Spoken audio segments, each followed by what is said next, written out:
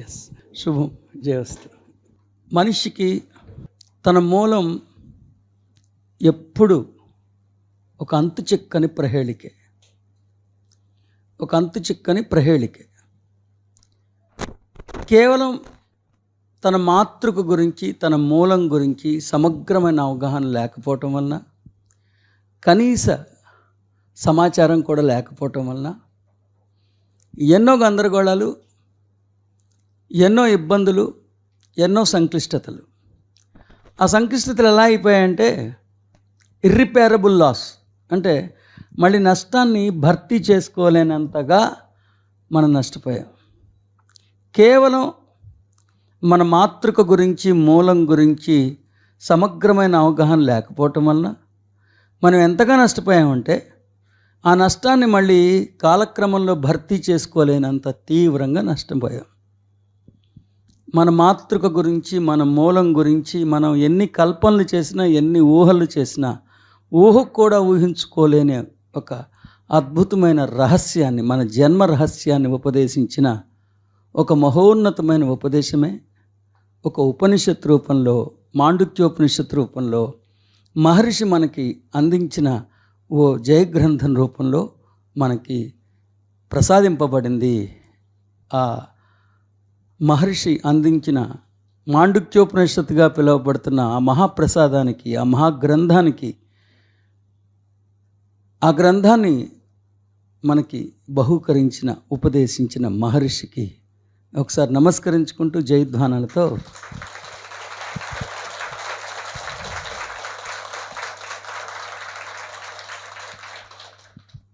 భగవద్గీత ఎంతో సరళంగా, ఎంతో సులభంగా, ఎంతో అనాయాసంగా, సునాయాసంగా అర్థం చేసుకునేటట్లుగా ఉపదేశించబడినప్పటికీ దాని అంతరార్థం, అందమైన అంతరార్థం అందరికీ అంతు చిక్కకుండానే అటక మీదే మిగిలిపోయింది. అందమైన అంతరార్థం అందరికీ అంతు చిక్కకుండానే అటక మీదే మిగిలిపోయింది. అటకెక్కిన భగవద్గీత యొక్క అంతరార్థం అటకను దించి అందరినీ అందంగా అలంకరించగలిగే ఒక అద్భుతమైన మహత్తు మాండుక్యోపనిషత్తు. నా ఉద్దేశం ఏంటంటే మాండుక్యోపనిషత్తు కానీ అర్థమైతే భగవద్గీత అర్థమవుతుంది. మాండుక్యోపనిషత్తు అర్థమైతే భగవద్గీత అర్థమైపోతుంది. మాండుక్యోపనిషత్తు అర్థమైతే అనేక ఉద్గ్రంథాలు, జయగ్రంథాలు అనాయాసంగా, సునాయాసంగా, ఏ అలసట లేకుండా మనిషి అర్థం చేసుకోగలుగుతాడు. నా మాట వినండి. ముచ్చటగా కేవలం 12 శ్లోకాలు మాత్రమే ఉన్న మాండుక్యోపనిషత్తు, పుష్కర శ్లోకాలతో పరిపుష్టమైన మాండుక్యోపనిషత్తు ఒక మహత్తు. ఆ విద్వత్తు యొక్క మహత్తుని, ఆ మహత్తు యొక్క విద్వత్తుని, ప్రతి శ్లోకాన్ని, శ్లోకంలో ఉన్న ప్రతి శబ్దాన్ని, శబ్దంలో ఉన్న ప్రతి అక్షరాన్ని మనం అర్థం అవ్వాల్సిన రీతిలో అర్థం చేసుకుని, ఇదే నా జీవితం, ఇదే నా గతము, ఇదే నా ప్రస్తుతము, ఇదే నా భవిష్యత్తు అన్న సందంగా, అన్న రీతిగా అర్థం చేసుకుని, అనుష్ఠానాన్ని గావించుకుని, ఆలోచన సంవిధానాన్ని పరిమళింప చేసుకోవటంలో కృతార్థులమైతే మనలో ఉద్దీపింపబడిన జ్యోతి, జ్ఞానపు జ్యోతి మనతో ఆగిపోతూ అనేక మందిలో ఈ జ్ఞానపు దీపం, జ్ఞానపు జ్యోతి ఖచ్చితంగా ఉద్దీపింపబడుతుంది.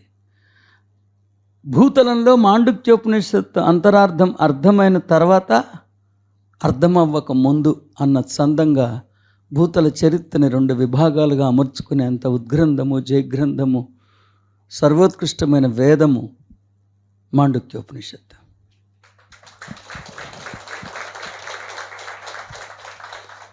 The grandest Mandukyopanishad is a miracle. The grandest mystical knowledge is being captivated in this miraculous teaching. What I mean to tell you is, if you could just understand the insight of this beautiful Upanishad, there will be a quantum leap in evolution, in your evolution and your enlightenment. Yes, if you could understand the insight of this Mandukyopanishad, The degree of certainty is on a higher scale. The degree of certainty is on a higher scale. The degree of enlightenment, the degree of happening is on a higher scale. Because always the source is a puzzle to human being. Always a source is a labyrinth for the human being. Because of the source being a labyrinth, because the source being labyrinth, everything else has been sufficiently corrupted, misunderstood. And I tell you, all the intricacies, all the implications of misunderstanding the truth, misunderstanding the scriptures, they get vanished, and you began to understand the insight of the mystical teachings. The grandest teaching is available to human beings in the name of Gita, Bhagavad Gita, the signature of God. The true meaning of Bhagavad Gita is signature of the God. And why? Though eloquence is very clear, crystal clear, nobody is able to inculcate, adopt, incorporate the insight of that beautiful scripture, the beautiful eloquence. Though it is very near to heart, but it is very far away in the brain. Bhagavad Gita is very near to human heart, but far away from human brain. Bhagavad Gita మనస్సుకు దగ్గరైంది కానీ మస్తిష్కానికి దూరంగా ఉంది. మనసుకేమో దగ్గరైంది, ప్రతి ఒక్కళ్ళకి ఇష్టం భగవద్గీత, కానీ మస్తిష్కానిలో మాత్రం చాలా దూరంగా ఉంది. మనసుకు దగ్గరైన భగవద్గీతని మస్తిష్కానికి సైతం దగ్గర చేయగలిగే ఒక వారధి, ఒక Setu Mandukyopanishad. Believe me, my dear friends, the grandest truth and the mystery of our emergence has been revealed by this saint in a chronological way. Has been revealed by the saint in a chronological way. That is the beauty of the scripture. And I tell you, all the aspirants, all the entities who have taken birth in Sanatana Sampradaya, they are quite aware, introduced to the beautiful Omkaram, the so-called Ekakshara mantra. The Ekakshara mantra, the so-called Omkaram. Every aspirant, every entity who has taken birth in Sanatana Sampradaya knows pretty well about the Pranavam, about the Omkaram, about the Ekakshara mantra. But unfortunately, though it is very known to lips, it has become only lip service. It has become only a lip service. It's like it has become a tongue twister. It has become only a window dressing. It has become only a tongue twister, window dressing. So far, truly speaking, let us accept the fact that rarest of the rarest entities are able to understand the insight of this beautiful, grandest eloquence called Omkara. If you could understand this Mandukya Upanishad, you will be able to understand the grandest knowledge captivated in this Ekakshara mantra. If you could just understand this Mandukya Upanishad, you will be able to understand the beautiful tons of knowledge which is captivated in the Omkara. You know pretty well that there are innumerable dimensions which are available for the human being to realize God.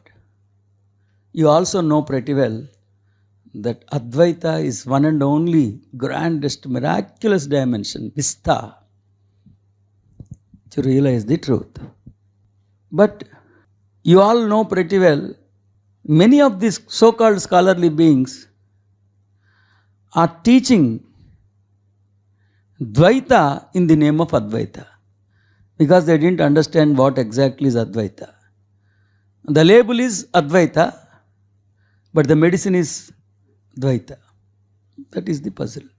But if we could understand the grandest insight of this beautiful 12 slokas, believe me, my dear friends, learn Mandukya Upanishad Advaita happens.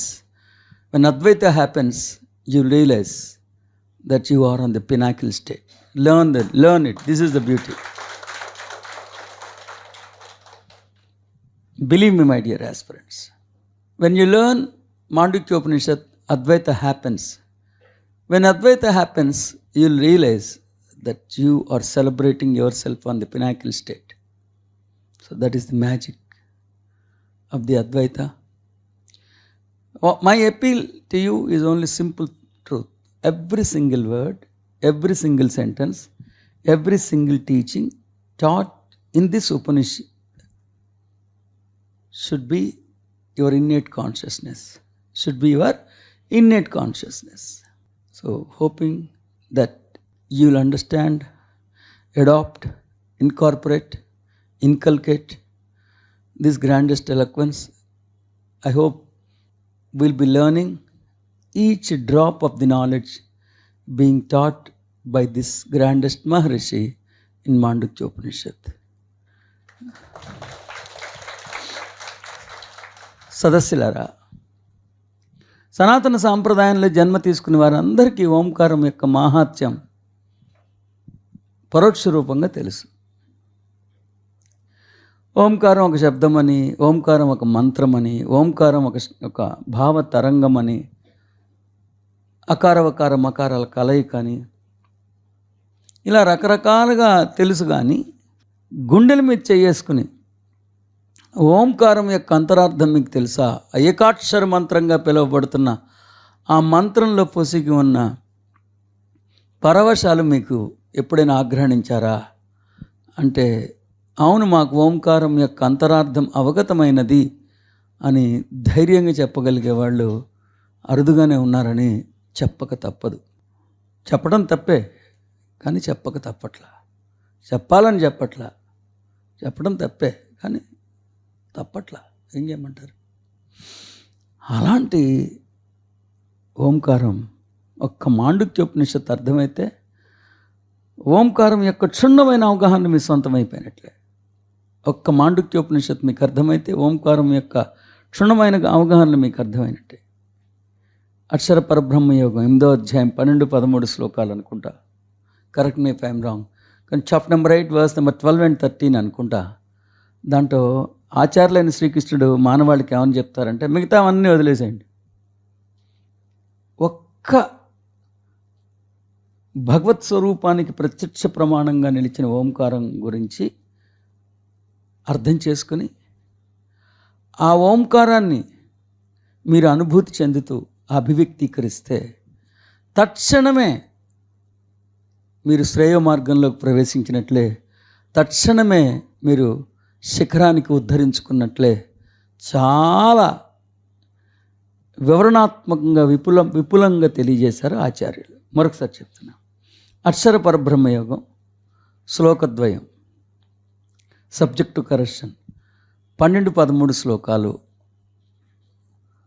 దాంట్లో ఆచార్యులైన శ్రీకృష్ణుడు చాలా విపులంగా మానవాళికి చెప్పారు. నాయనా, సరే మిగతాదంతా మంచిది, శుభం, అర్థం చేసుకుంటే మంచిది, కాకపోతే ఒక్క ఓంకారం గురించి, భగవత్ స్వరూపానికి ప్రత్యక్ష ప్రమాణంగా ప్రభాసిల్లుతున్న ఆ ఒక్క ప్రణవం గురించి, ఓంకారం గురించి తెలుసుకుని, అర్థం చేసుకుని, అనుష్ఠానం చేసుకుని అభివ్యక్తీకరిస్తూ ఉంటే, అభివ్యక్తీకరించగలిగితే తక్షణమే అతడు శ్రేయ మార్గంలోకి ప్రవేశిస్తాడు, గోపుర కలశాన్ని అందుకోగలుగుతాడు, ఆధ్యాత్మిక ఉత్తీర్ణతని సొంతం చేసుకుంటాడు. అనాఘ్రాణేయంగా మిగిలిపోయిన ఆ ఆధ్యాత్మిక సౌరభాలని ఆఘ్రాణించనారంభిస్తాడని ఆచార్యులు విపులంగా వివరణాత్మకంగా వివరించారు. కాబట్టి మీ అందరికీ తెలుసు, భగవద్ దర్శనాన్ని దర్శించడం కోసం, భగవత్ తత్వాన్ని దర్శించడం కోసం, అన్వేషించడం కోసం అనేక దర్శనాలు, అనేక దార్శనికతలు మనకు అందుబాటులో ఉన్నాయి. కానీ వాటన్నిటిలోకి సర్వోత్కృష్టమైన దర్శనం అద్వైతమే. వేదం ప్రతిపాదించింది అద్వైతమే, మహర్షులు ప్రతిపాదించింది అద్వైతమే. ఋషి పుంగవులు, ఋషి కల్పులు మానవాళికి హితవు పలికింది అద్వైతమే. అద్వైత దర్శనాన్నే గురువు ఉపదేశిస్తే తప్పితే మనం పొందలేము. ద్వైతం చెప్పడానికి వేరే గురువు అక్కల్లా. ద్వైతం అంటే నువ్వు వేరు, దైవం వేరు. అద్వైతం అంటే మీరు దైవం వేరువేరుగా లేరు. అది మనిషికి జీర్ణించుకోలేనటువంటి, ఎటు చూసిన అనారోగ్యాలు, ఎటు చూసిన ఇబ్బందులు, ఆర్థికమైన సంక్షోభాలు, అవమానాలు, ఆప్తుల అకాల మృత్యువులు, ఆ పూట రెక్కాడితే కానీ డొక్కాడట్లా, రెక్కాడొక్క ఆడినా సరే అప్పు తీరట్లా, నడ్డి విరక్కొట్టి వడ్డీ వసూలు చేస్తున్నారు. ఎట్లా వీటన్నిటిని తట్టుకుంటూ, ఇవన్నీ తట్టుకుంటూ ఇన్ని ఓటములు నడుమ సాంఖ్య సంకారము పూరించి నేనే దైవాన్ని అని అనుకోవటం ఎంత కష్టం. దైవం అంటే మనకి ఎంత సర్వోత్కృష్టమైన సింహాసనంలో ఉంటాడు. మనం ప్రస్తుతం పరిస్థితులు ఎలా ఉన్నాయి? నేను మానవుడిని అనుకోవడానికి కూడా పరిస్థితులు సహకరించిన రోజుల్లో నేను దైవాన్ని అని అర్థం చేసుకోవటం అద్వైతం. దైవం కానిది మరొకటి లేదని ప్రజ్ఞ కలిగి ఉండటం అద్వైతం. ఉన్నదంతా దైవమే అని సింహగర్జన చేయగలగటం, శంఖారావాన్ని పూరించగలగటం అద్వైతం.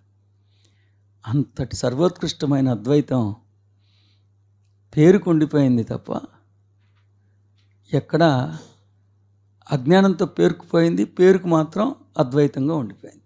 దాని లోపలంతా అజ్ఞానం పేరుకుపోయింది. అద్వైతం పేరు చెప్తున్నారు కానీ చెప్పేదంతా ద్వైతం, దుర్గంధ భూయిష్టమైన ద్వైతాన్ని చెప్తున్నారు, చాదస్తాలు చెప్తున్నారు కదా. సో అంతు చిక్కన అద్వైతం అందరికీ అంతు చిక్క చేయగలిగేది మాండుక్యోపనిషత్తే. మీరు మాండుక్యోపనిషత్తుని అర్థం చేసుకోండి, అద్వైతం మీ సొంతం అవుతుంది. అద్వైతం మీ సొంతమైతే ఇప్పటికే మీరు శిఖరంలో ఉన్నారన్న సుజ్ఞానం మీకు విదితం అవుతుంది. అందుకనే మిక్కిలి శ్రద్ధాభక్తులతో జిజ్ఞాసులై దీక్షభూని కంకణబద్ధులై మహర్షి ఉపదేశించిన ప్రతి సుశబ్దాన్ని, వారి ముఖారవిందం నుండి జాలువారిన ప్రతి వాక్యాన్ని, ప్రతి ప్రవచనాన్ని, ప్రతి ప్రవచనామృతాన్ని చాలా శ్రద్ధాభక్తులతో శ్రవణం చేసి, అధ్యయనం చేసి, అనుష్ఠానాన్ని గావించుకుని నా మాతృక మూలం ఓంకారమని అర్థం చేసుకుంటూ ఓంకారంలో స్థితమై ఓంకారం యొక్క దృక్కోణాన్ని సొంతం చేసుకుని ఓంకారం యొక్క దృక్కోణంతో సర్వులని సమస్తాన్ని దర్శించమని, ఆ దర్శనమే అసలైన దర్శనమని, ఆ దర్శనాన్ని కానీ మీరు సొంతం చేసుకోగలిగితే మీరు తక్షణం సహస్రారాగా పిలువబడుతున్న సర్వోత్కృష్టమైన చైతన్య స్థితికి మిమ్మల్ని మీరు ఉద్ధరించుకోవటంలో కృతకృత్యులు అవుతారని విన్నవించుకుంటూ, వేడుకుంటూ మరి ఆ వేదాన్ని మీకు నివేదించడానికి నా ప్రయత్నం జరుగుతున్నది. శుభం జయోస్తు. మాండుక్యోపనిషత్ మన పుట్టినింటి చిరునామా. ఒకసారి మీ గ్రంథంలో శీర్షిక మాండుక్యోపనిషత్ ఉపశీర్షిక మన పుట్టినింటి చిరునామా అని గ్రంథస్థం చేసుకోవాల్సిందిగా సాధకులకు విజ్ఞప్తి. గత 2-3 సంవత్సరాలుగా నేను మాండుక్యోపనిషత్తు గురించి అనేక సందర్భంలో పరోక్షంగా అపరోక్షంగా మీకు ఉపదేశించినప్పటికీ మొట్టమొదటిగా నేనేం చెప్తున్నానంటే, అవన్నీ ఇప్పుడు తెలుసుకోవటానికి ఒక వ్యవసాయాత్మక బుద్ధిని ఇచ్చాయని మాత్రం అర్థం చేసుకోండి. ఇప్పటికీ నేను మాండుక్యోపనిషత్తు తెలుసుకున్నాను, మళ్ళీ అది పునశ్చరణ జరుగుతుందని దయచేసి అనుకోవద్దు. మొట్టమొదటిసారి మాండుక్యోపనిషత్తు యొక్క అంతరార్థాన్ని సుసంపన్నం చేసుకునే ఒక ప్రయత్నాన్ని మొట్టమొదటిసారి గావిస్తున్నట్లుగానే అనుకోండి. ఇంతకుముందు నేను మాండుక్యోపనిషత్తు ఉపదేశించిందంతా ఒక వ్యవసాయాత్మక బుద్ధిని, క్షుణ్ణమైన అవగాహనలు అందుకోవటం కోసం ఒక ప్రాథమిక పరిచయాన్ని చేశాను అనుకోండి తప్ప, ఇది పునశ్చరణ కాదు. మొట్టమొదటిసారి ఈ అమృతోపానమైన విద్యని, ఆ తొలి జ్ఞాన బిందువుని మీరు సొంతం చేసుకున్నట్లుగానే భావించమని సాధకులకు విజ్ఞప్తి. ఏమై clear? dearest, loveliest heavenly beings, my co-gods, the miraculous entities, those entities who have just like that realized that your gods and the physicality is only a peanut. You are just like that realized that the so-called physical world doesn't exist at all.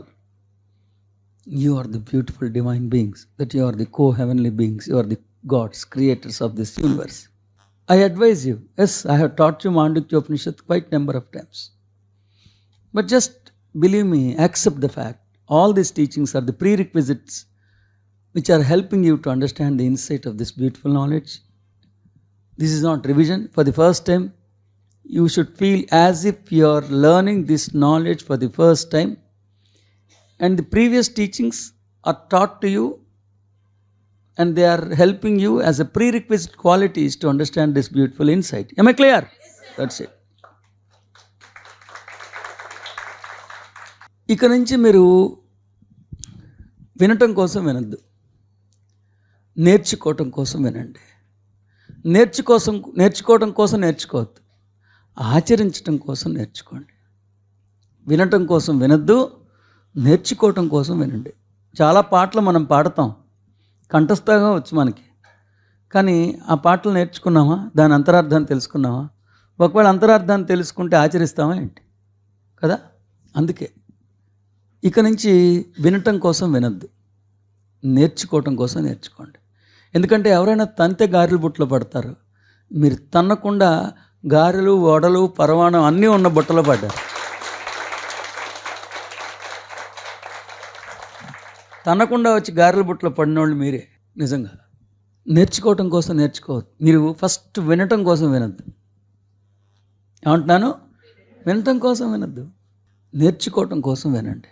నేర్చుకోవడం కోసం నేర్చుకోవద్దు, ఆచరించడానికి దోహదపడేటట్లుగా నేర్చుకోండి. అంటే మీరు విన్నది ఆచరణాత్మకంగా ఆచరణాత్మకంగా పరిణమించేటట్లుగా వినమని.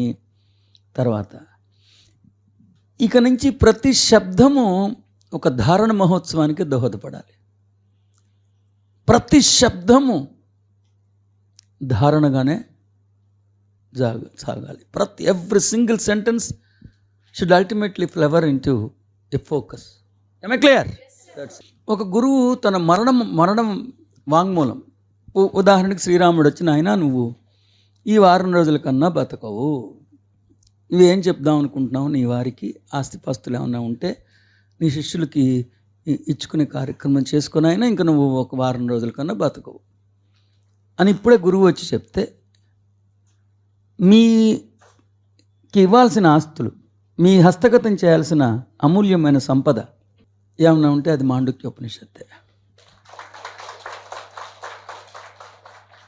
ఒక గురువు మరణశయ్య మీద మరణ వాంగ్మూలం ఇస్తే అది ఎంత విలువైంది ఉంటుందో, ఎంత యథార్థమై ఉంటుందో, నేను మాండుక్య ఉపనిషత్తులో నేను ఉపదేశిస్తున్నది అంత యథార్థం.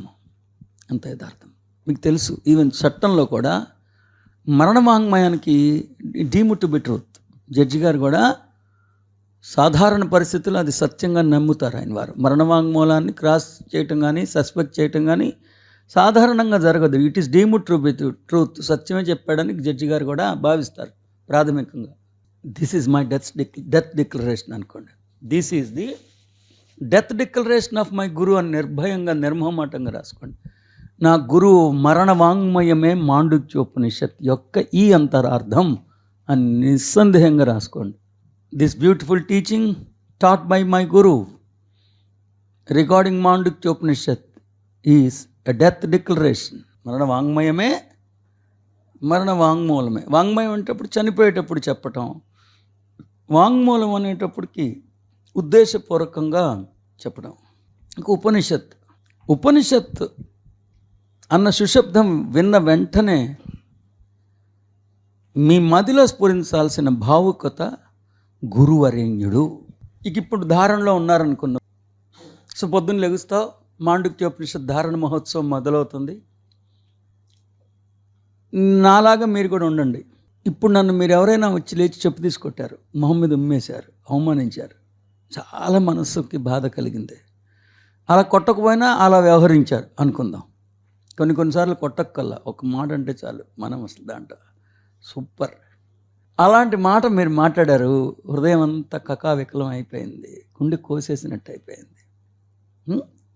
కానీ డిసిప్లిన్ అలవాటు. The moment you close your eyes my dear aspirants, కళ్ళు రెప్పల దుప్పటి ఇలా కప్పుకున్న వెంటనే ఎన్ని శబ్దాలైనా విన్నాయండి, నీ మనసు ఎంతైనా ఆక్రోశానికి గురవ్వనండి, ఉక్రోషానికి గురవ్వండి, ఎంతైనా మిమ్మల్ని వేధించనివ్వండి, ముందు వీటికి అతీతంగా ఉన్నాను, నేను అలౌకికంలోకి ప్రవేశించాను, లౌకికపు దుర్గంధాలు వినవస్తున్నప్పటికీ నన్నేమీ చెయ్యలేవు. ఎందుకు వినవస్తున్నాయంటే ఆత్మ చైతన్యాన్ని అయిన నేను ప్రస్తుతం దేహంలో ఉన్నా, దేహం కుటుంబంలో ఉంది, కుటుంబం సమాజంలో ఉంది, సమాజం ప్రపంచంలో ఉంది, ప్రపంచం భూతలంలో ఉంది, భూతలం పాలపుంతలో ఉన్నాయి.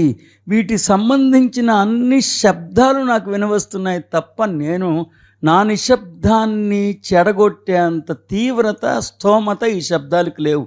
నేను శబ్దాన్ని వింటున్నానేమో తప్ప ఆ శబ్దము నన్ను ధారణని తప్పించగలిగేంత స్థోమత దానికి లేదు. నేను ఎందుకు వింటున్నాను?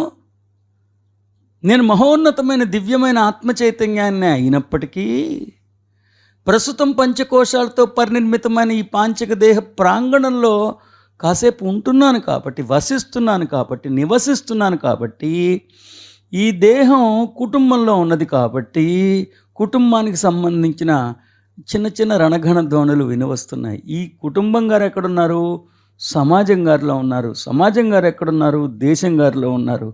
అందుకనే ఈ వీసాలు, అమెరికాలు ఇవన్నీ ఉన్నాయి కదా. ఈ దేశం గారు ఎక్కడున్నారు? భూతలంలో ఉన్నాయి. భూతలం తన చుట్టూ తాను తిరుగుతున్నప్పుడు ఒక్కోసారి సరిగ్గా తిరగట్లా, దానికి సంబంధించిన ఇబ్బందులు ఉన్నాయి. ఈ భూతలం పాలపుంతలో ఉంది, పాలపుంత సృష్టిలో ఉంది, సృష్టి ప్రకృతిలో ఉంది. కాబట్టి ఈ వ్యవస్థలన్నిటికీ సంబంధించిన రణగణ ధ్వనులు కాస్త వింటున్నాను. నేను కాదనట్లా, నాకేం వినిపించట్లేదు అనట్లా, నాకేమైనా చెమడా ఏంటి, ఎందుకు వినిపించదు, అన్నీ వినిపిస్తున్నాయి. కానీ వేటికి నా ధారణని చెడగొట్టేంత స్తోమత లేదు.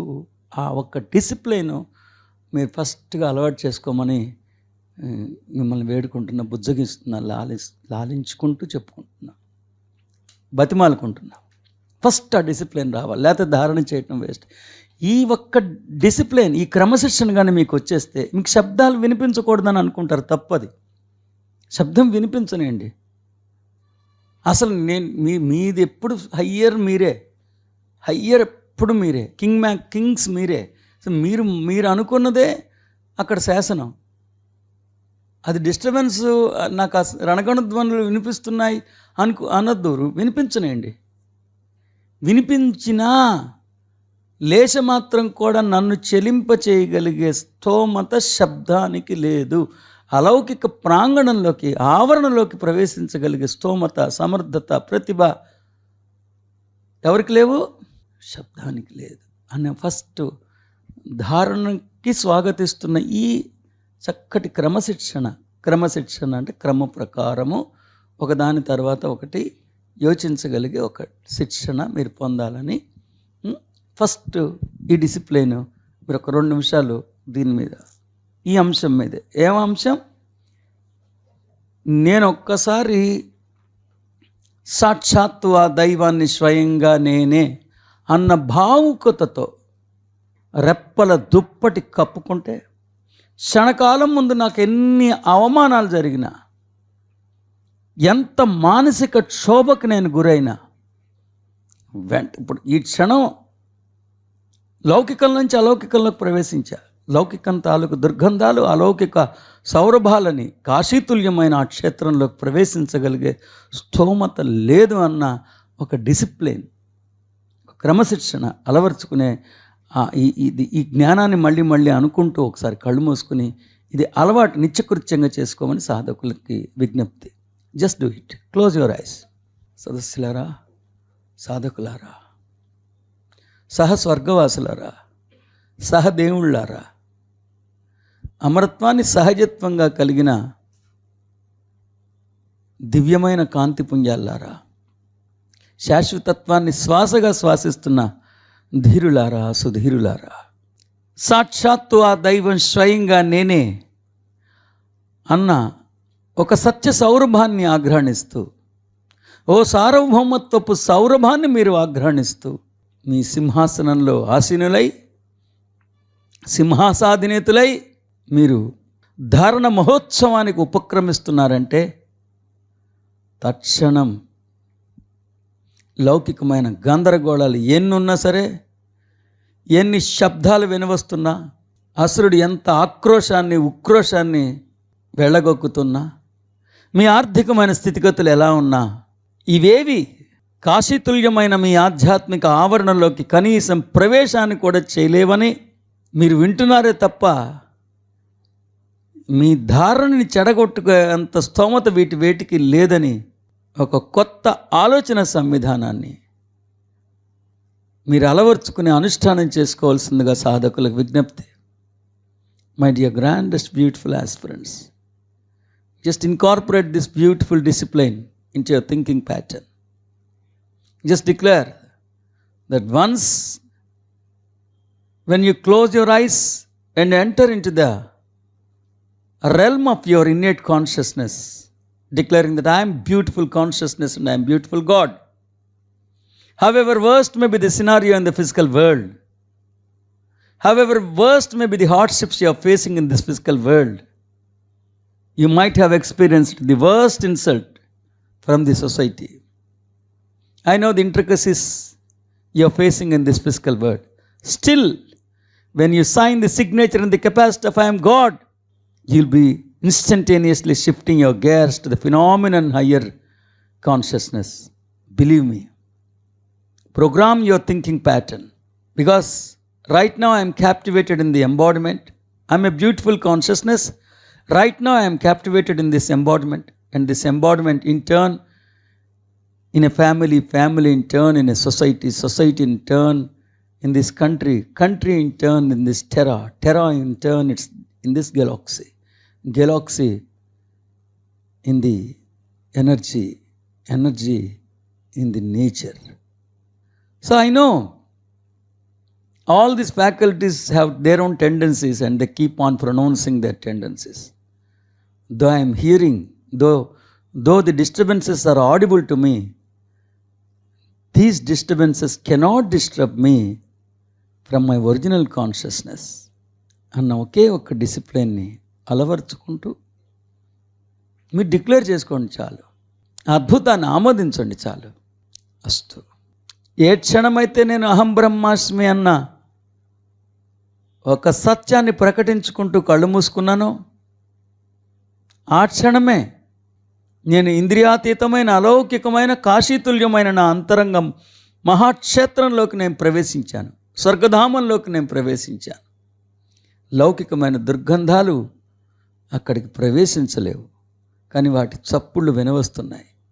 విన్నంత మాత్రాన అవి నా మహా ఉత్సవానికి ఆటంకపరచలేవు అన్న చందంగా ఒక క్రమశిక్షణను మీరు అలవర్చుకోవాల్సిందిగా మిమ్మల్ని విన్నవించుకుంటున్నాను.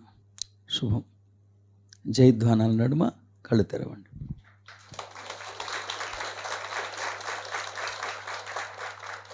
ఇక మాండుక్యోపనిషత్తులో మొట్టమొదటి ధారణ చేయాల్సిన తొలి పాఠ్యాంశం, మొట్టమొదటిగా మీరు ధారణ చేయాల్సిన తొలి పాఠ్యాంశం ఉపనిషత్తు. తొలి పాఠ్యాంశం ఏంటి? ఉపనిషత్. ఉపనిషత్ అన్న సుశబ్దం మీరు శ్రవణం చేసిన వెంటనే మీ మదిలో స్ఫురించాల్సిన భావుకత గురువరేణ్యుడు, గురూపదేశం. ఎందుకంటే మీ అందరికీ తెలుసు, మన సనాతన సాంప్రదాయంలో అత్యంత ప్రధానమైనది మహర్షులు ఉపదేశించిన వేదాలుగా మనకు అందుబాటులోకి వచ్చిన వాంగ్మయం. మహర్షులు ఉపదేశించిన వేదాలుగా మనకు అందుబాటులోకి వచ్చిన, వేదం అన్న శీర్షికతో మనకు అందుబాటులోకి వచ్చిన వాంగ్మయం.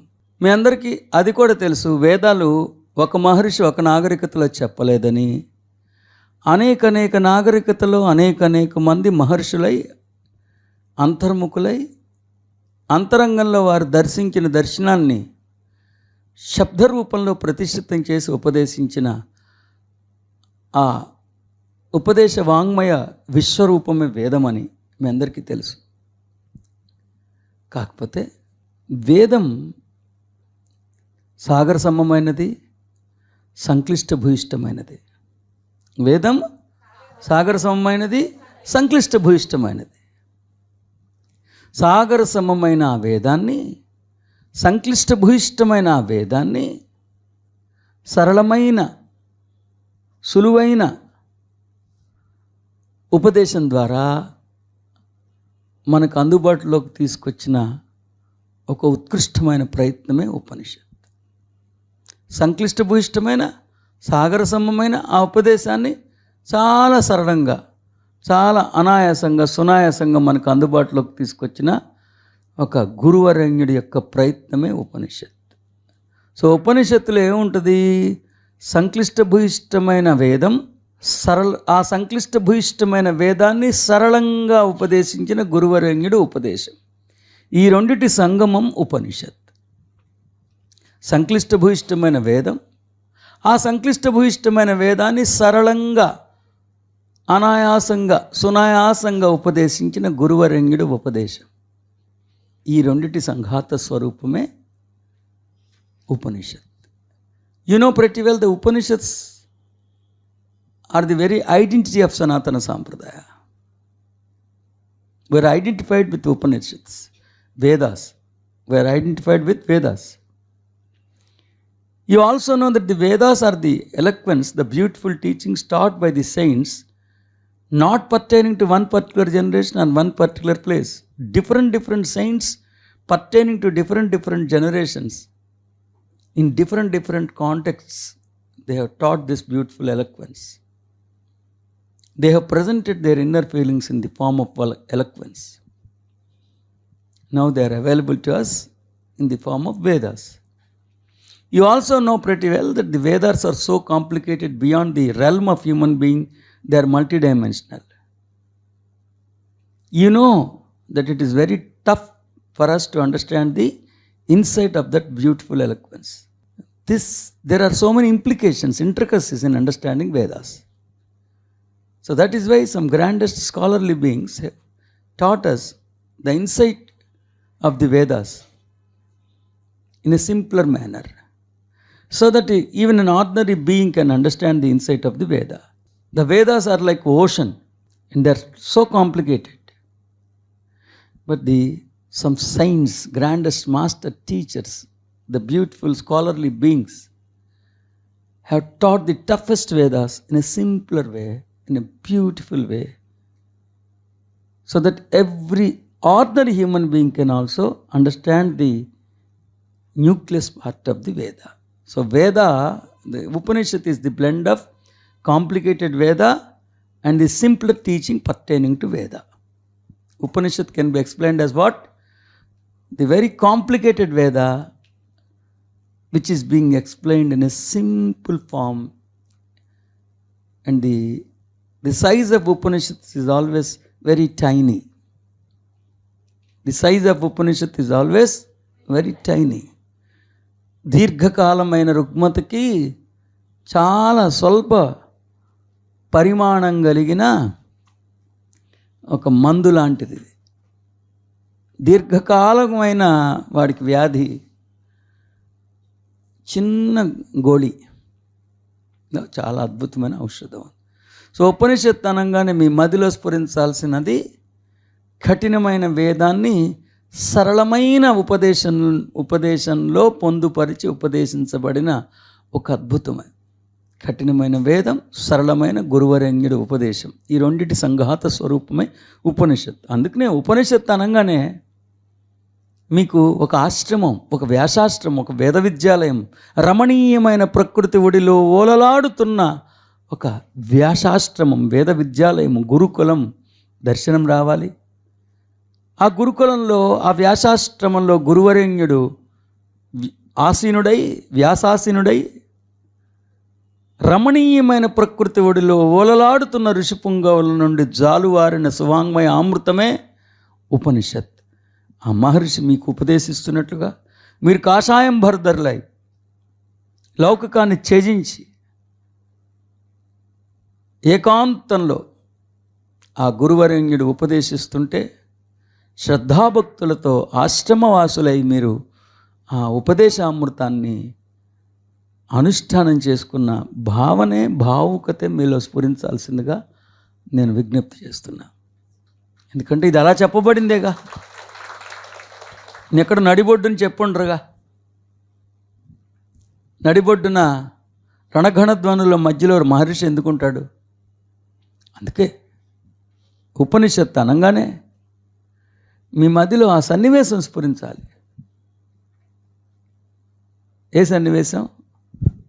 ఒక వ్యాసాశ్రమం, ఒక వేద విద్యాలయం, ఒక గురుకులం. ఎక్కడుంది? మండపేటలో ఉందా? రమణీయమైన ప్రకృతి ఒడిలో ఓలలాడుతున్న ఋషిపుంగవుల వాంగ్మయం అది. ఎటు చూసినా రమణీయంగా ఉంది ప్రకృతి. ఎంతో ప్రశాంతంగా ఉన్న వాతావరణం.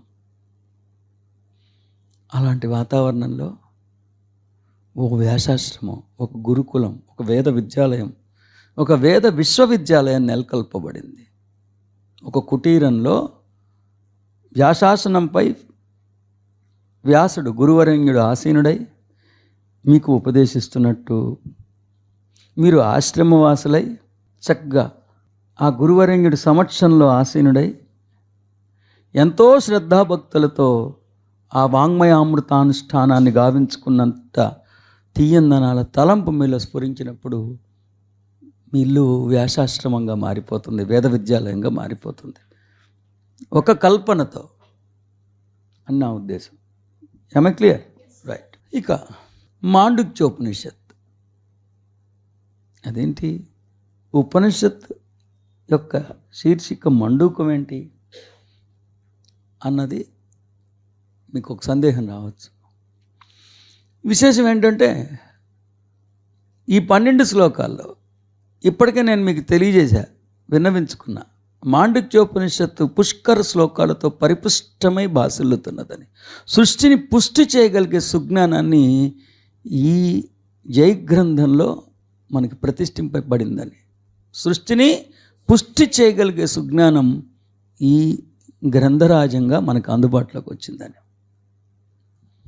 మండుకం ఏంటి సార్? మండుకం అంటే కప్పే కదా సార్? అవును, కప్పే.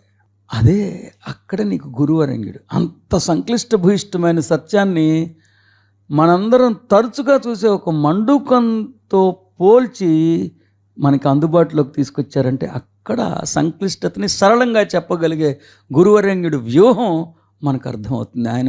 ఆయన లోతు అప్పుడు మనకు అర్థమవుతుంది. అంత కాంప్లికేటెడ్ని వెంటనే సింపుల్గా చెప్పడానికి ఆయన ప్రయత్నించారు అని అర్థమవుతుంది. రైట్. ఎందుకు మండూకంగా దీన్ని అభివర్ణించారో చెప్పే ముందు ఈ 12 శ్లోకాల్లో ఎక్కడా మండూకం గురించి ప్రస్తావించలేదని కూడా మీరు గుర్తుపెట్టుకోండి. ఈ మండూకం గురించి ఎక్కడ ప్రస్తావించకపోవటం వలన మనకు అర్థమవుతా ఉంది. నేను ఇదివరకే మీకు ఉపదేశించే ఎప్పుడైనా ఆధ్యాత్మికతలో ఒక జయగ్రంథం మనకు అందుబాటులోకి వస్తే ఆ జయగ్రంథం యొక్క శీర్షిక ఆ జయగ్రంథంలో పొసిగి ఉన్న జ్ఞానానికి ప్రతినిధిగా ప్రతీకాత్మకంగా నిలుస్తుందని మీకు ఇప్పటికే చెప్పాను. నేను ఎప్పుడైనా ఆధ్యాత్మికతలో ఒక ఉద్గ్రంథం యొక్క శీర్షిక ముఖ్య భూమికని పోషిస్తుంది. ఎందుకంటే ఆ గ్రంథంలో పొసిగి ఉన్న సుజ్ఞానానికి ఆ గ్రంథం యొక్క శీర్షిక ఒక ప్రతినిధిగా ప్రాతినిధ్యం వహిస్తుందని మీకు ఇప్పటికే తెలియజెప్పుకున్నా. మండూకం ఏం ప్రాతినిధ్యం వహిస్తుంది అంటే కొన్ని జీవరాశులకి ఒక విశేషమైన లక్షణం ఉంది. ఆ జీవరాశుల్లో మండూకం అగ్రశ్రేణిలో ఉంది. ఏంటి ఆ లక్షణం అంటే మండూకం ఒక నిర్దిష్టమైన సమయంలో ఆల్మోస్ట్ జీవోత్సవంలా పడి ఉంటుంది. దానికి ఊపిరి ఉండదు, ప్రాణం ఉండదు, ఏమీ గుర్తురాదు. అది శవంగా ఉందా జీవించి ఉందా అనేది మనకి సందేహంగానే ఉంటుంది. దాన్ని కాల్చినా కోసినా కదలిక ఉండదు, జీవోత్సవంలా పడి ఉంటుంది. కానీ ఒక నిర్దిష్టమైన సమయంలో చక్కని చల్లని వాన చినుకు ఆ మండుకాన్ని స్పర్శిస్తే దాని నిజ దివ్య స్పృహ యొక్క భావన ఆ మండూకంలో స్ఫురిస్తుంది. వెంటనే తదనుగుణ్యమైన రసాయనాలు ఆ మండూకంలో స్రవిస్తాయి. వెంటనే మండూకం జీవించనారంభిస్తుంది. మరొకసారి చెప్తున్నా, అనేక జీవరాశుల్లోకి ఒక విశేషమైన లక్షణం ఉంది. ఆ అనేక జీవరాశుల్లో మండూకం కూడా అగ్రశ్రేణిలో నిలిచింది. ఏంటా మండూకం యొక్క లక్షణం అంటే, ఈ మండూకం ఒక నిర్దిష్టమైన కాలక్రమంలో, ఒక సమయంలో నిర్జీవంగా పడి ఉంటుంది. ఎంత నిర్జీవంగా పడి ఉంటుందంటే ఇది ఎక్కడా జీవించి ఉన్నట్టుగా ఆస్కారమే లేదన్నట్లుగా ఉంటుంది. ఒకవేళ కోసిన కాల్చిన కదలదు, అలాగే ఉంటుంది. కానీ సరిగ్గా అప్పుడే ఓ చల్లని చక్కని వానచినుకు ఆ మండుకాన్ని స్పర్శిస్తే వెంటనే మండుకం జీవించనారంభిస్తుంది. తక్షణమే మండుకం జీవించనారంభిస్తుంది. ఆ జీవ రసాయనాలు స్రవించనారంభిస్తాయి. తన దివ్యత్వాన్ని మండుకం స్మరించనారంభిస్తుంది. అందుకని సరిగ్గా అదే రీతిలో మానవుడు కొన్ని వేల జన్మల నుండి తన స్వస్వభావ జ్ఞానాన్ని విస్మరించి తాను ఒక మనిషినే, పుట్టినవాడు గిట్టక మానదన్న అజ్ఞానంతోనే జీవిస్తూ జన్మాంతరాలు ఇలాగే అజ్ఞానంలో తన స్పృహను మర్చిపోయి తాను మానవుడిని, శరీరాన్ని అనుకుంటూ ఇక్కడే ఇరుక్కుపోతే, దివ్యత్వాన్ని పూర్తిగా విస్మరిస్తే, తన నిజ దివ్య స్పృహను కోల్పోతే, అలాంటి మనిషి కంట ఈ మహోన్నతమైన అమృతోపానమైన ఈ విద్యని ఉపదేశిస్తే, శ్రవణేంద్రియాల ద్వారా ఈ విద్యామృతం అతడి అంతరంగంలోకి, ఆవరణలోకి ప్రవేశించగలిగితే ఉత్తర క్షణం అతడిలోని మహాశివుడు సజీవంగా స్పృహలోకి వచ్చి శివోహం అని సింహగర్జన చేయనారంభిస్తాడంట. అలా